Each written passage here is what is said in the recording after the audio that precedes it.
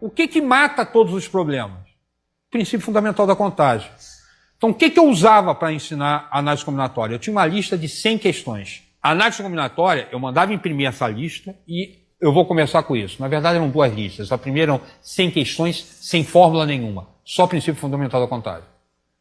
E ela começava assim, eu me lembro que ela começava aqui, quantos números de 4 algarismos podemos formar com 1, 2, 3, 4, 5, 6? Questão número 2, quantos números de 4 algarismos distintos podemos formar com 1, 2, 3, 4, 5, 6? Questão número 3, quantos números pares com 4 algarismos distintos podemos formar com 1, 2, 3, 4, 5, 6? Ou seja, os problemas, a cada problema eu ia introduzindo uma nova dificuldade e mostrando como é que se abordava essa nova dificuldade, sem utilizar a fórmula. Uma delas, por exemplo, eu acho de uma inutilidade a toda a prova. O arranjo só serve para dizer, para simplificar o que fez, porque arranjo é o princípio fundamental da contagem. Permutação ainda tem permutação com repetição,